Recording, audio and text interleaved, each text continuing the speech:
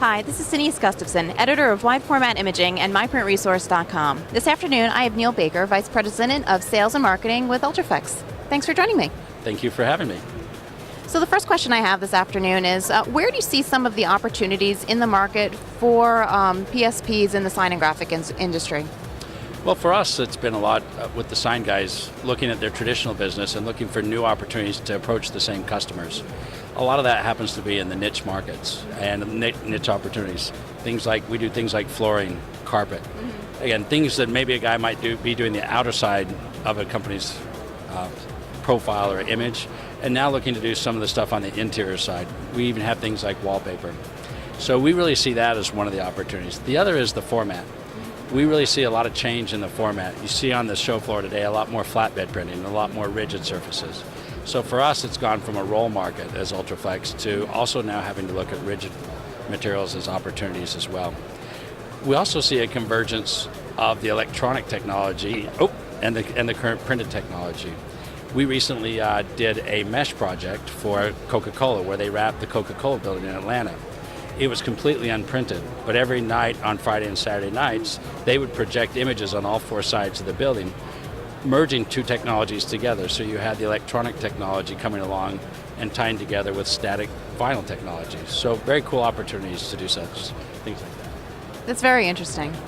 Now looking a little bit into how Ultraflex is adapting, technology continues to change. So what is Ultraflex doing to adapt to all those changes in technology?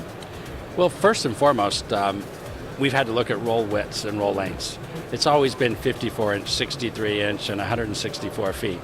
Well, today with the new printers that are out there, they're printing at so fast speeds, 1,000 square feet, 2,000 square feet an hour. A customer will put a 164-foot roll on there and be done printing in 12 minutes, and it takes 18 minutes to change out the roll. So the first and foremost, we've had to look at just our configurations and pretty much start to abandon what were traditional sizes and lengths in the market. We've also had to change the way we inventory product.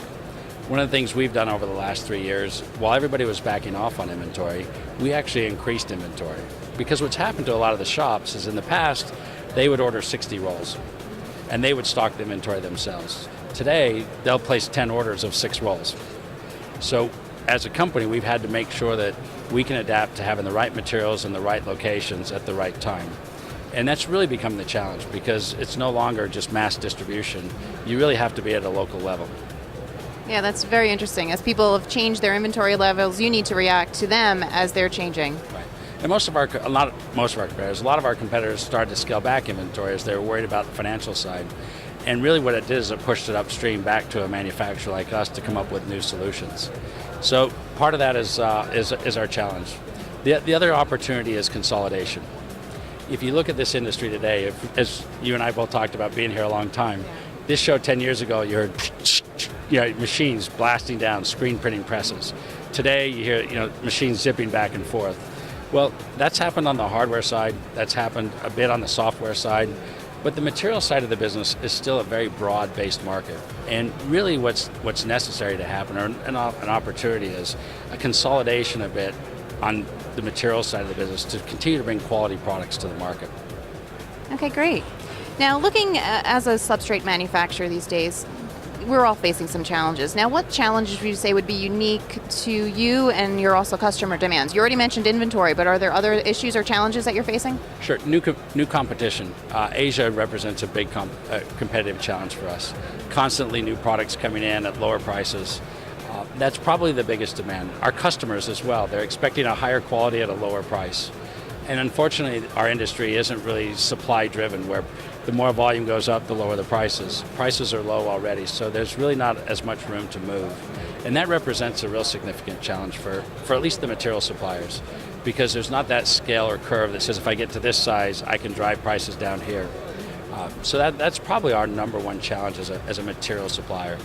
The other issue really, again, continues to be quality. Ultraflex focuses on quality, but there's so many new people entering the market. I tell you, every 16 months I have a new competitor. Somebody new who says, hey, I know I can do this or I can do that. And again, that's where we have to make sure that the level of quality of the material stays high so that these machines and the customers are able to actually successfully print, because at the end of the day, they're printing money. And if that money falls apart, it doesn't really matter how much they got paid for it. So that's really one of our big opportunities as well as a challenge.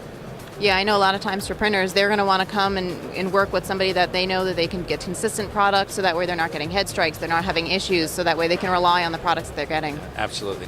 And a print head is $6,000 these days. Right? So you don't want to be this printer supplier, this media supplier that crashes a print head.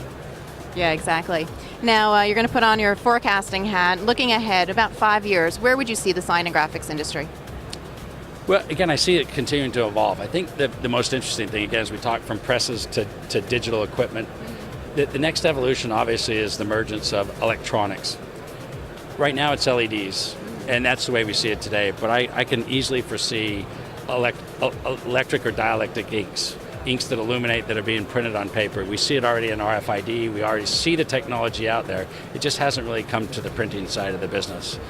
I think for the US, different than Europe. Europe has already embraced fabrics.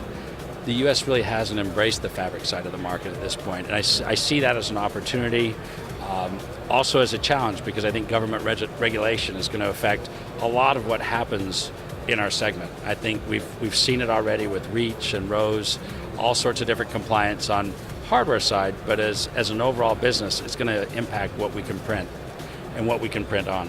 So I hope to say that it's going to continue to grow. I believe it will continue to grow.